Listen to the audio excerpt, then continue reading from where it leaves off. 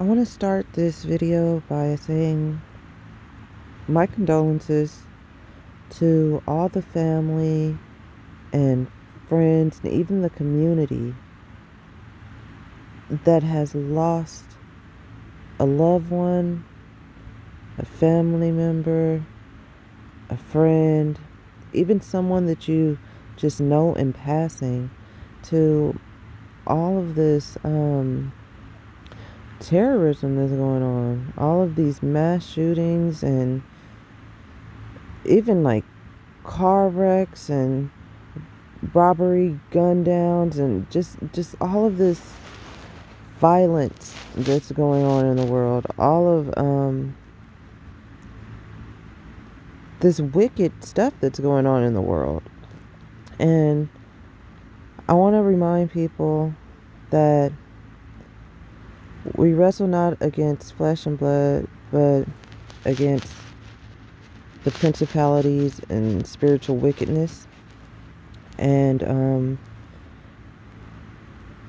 it's a difficult thing to have to experience, even if you don't know anyone personally that has been a victim to these violent crimes. Just as a fellow person of the community, or even just like anyone watching it, like, you can't help but to mourn and to hurt along with the family, to hurt along with the situation. Um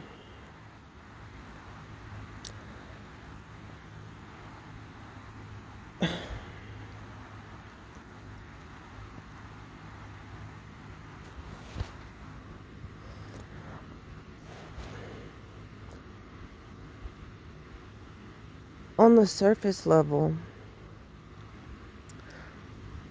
we have the people that are doing this, that are going through something clearly that pushes them to a point to where they feel like this is what they need to do.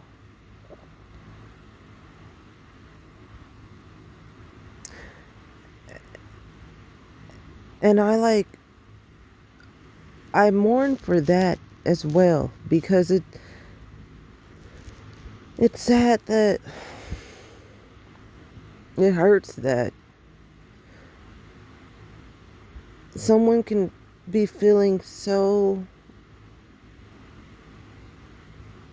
over life, over whatever pains they're going through, whatever mental health issues that they might have, whatever pushed them over the edge, to the point to where they feel the need to go out and hurt all these other people, even if they've been victimized by some of these people, or like you never know if it, like what all happens. And sometimes I really do wonder, like, what drove this person to this point. It reminds me of that whole 13 reasons why, because sometimes life in general, or being a victim, or even just like bullying and stuff like that, can push someone to, unfortunately, commit the S word. I'm not going to say it because I don't know if like YouTube will allow it. And it seems like in other cases, those same type of situations can push people to go out and become a terrorist to the land, turning other people and their families into victims. There's a lack of care going on. There's a lack of care of other people's hurt that's going on. there's a lack of caring enough about the next person to not want to hurt them and to not want to push them to their limits that's going on. And I don't know if too many people are talking about that part. We need to get to the root of the problem here, because sure, we can do gun control and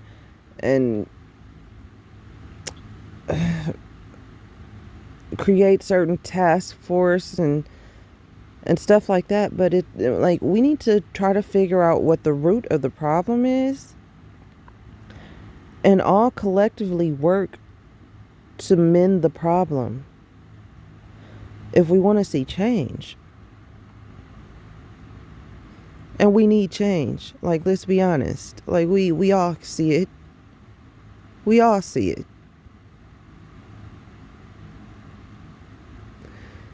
Even people that are normally harsh in nature sees it. You can't help but to see it.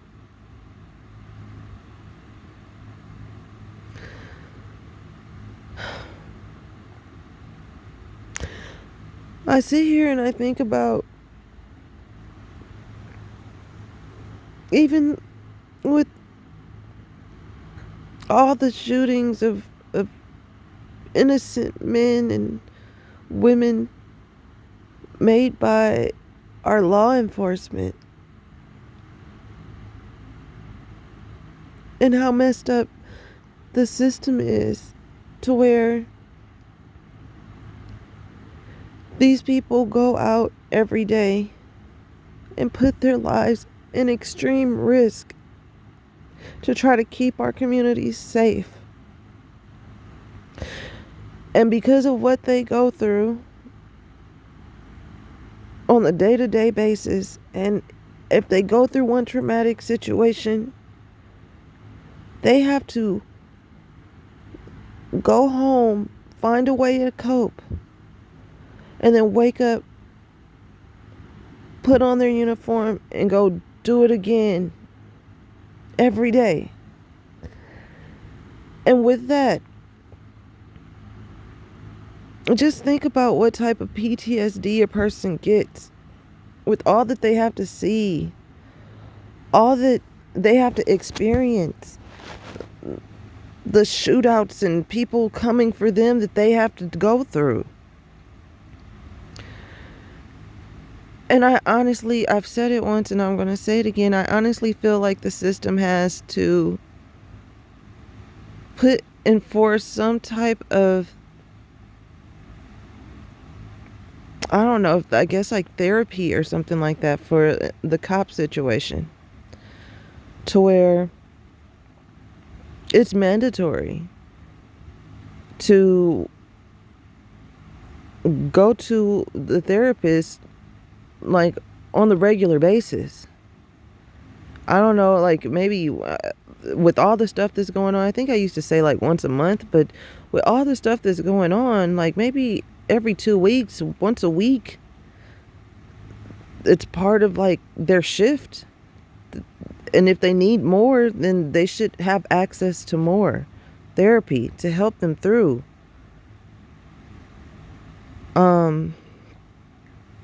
I want to say the same thing with schools. We need to have, I know there's counselors and stuff like that, but we need to have active therapists there that specialize in an array of things. Because kids get bullied and people make it seem like, oh, well, you know, it's just words and stuff like that. Yeah, but when it's just words said by someone that's charming or psychotic or like popular, the popular kids or whatever it may be, and those words are spread around and everybody's laughing, and now these people over here are saying it and they're adding to it, and now with phones people are recording it and putting it online, all of that takes a toll on people. And I don't know if it's all designed by the enemy to, and I'm talking about Satan here, that to push people to the edge. But that's what I'm saying, because I'm looking a little bit deeper. I'm looking at the spirits behind all of this madness that's going on. And some people have spirits in them and they don't realize that they do. They're sitting around up at night, even during the day, trying to figure out why they are the way they are, why they think the way they think, and why they keep doing the things that they keep doing. And it's a spirit or spirits, demons on them, in them, using them as a vessel.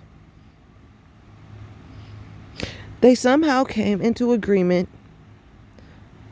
or opened a door for these spirits and demons to use them to live out these heinous crimes, to live out these heinous activities.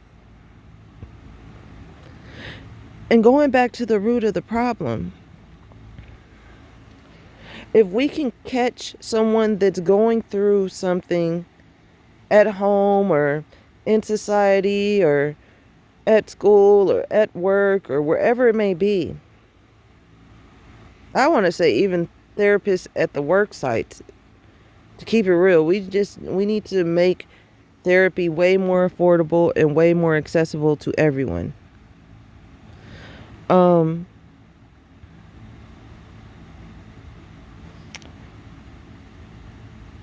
I kind of lost my thought, but I'm pretty sure I'll end up bringing it right on back to it. I feel like if we can catch people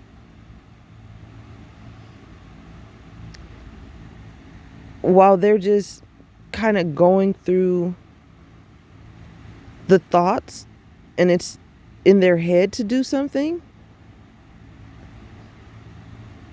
Basically, if we can catch a person before they feel the need to get out here and do stuff that is just going this malicious towards someone else, it could be the start or the beginning of mending this problem of terrorism that's going on in this world. I'm not sitting here thinking that it'll just solve everything, but to me, it's a start. We got to figure out a start. We got to start somewhere. And it needs to be more than just, let's take the guns off the streets. Let's make it illegal for this and illegal for... It's more than that. It's more than that. We need to get to the root of the problem here. Because if a person is pushed to that level and they have already lived through this history of mass shootings and stuff like that, and we take guns off the street, do you not think that they won't get creative to try to figure out another way to harm people? We can't just clean up the surface and think that that's going to fix the problem. We need to get down and dirty with the root of the problem. For the sake of everybody, including the person who snaps and goes out and commits true terrorism, victimizing lots of people, including their own families. And what I mean by that is a person that snaps and decides to hurt or kill other people, their family hurts too. Their family goes through a lot because now everybody's looking at the family like, what the you know what I was about to say. So they are victimized as well. But going deeper, the person who commits the crime, what happened to them to make them feel like they needed to do whatever they did? What made them snap? We need to look at that. We need to look at what pushes someone to do such.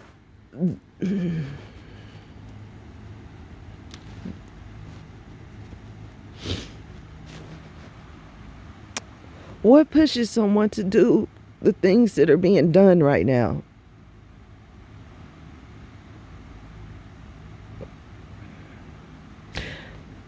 Just like what pushes someone to commit suicide?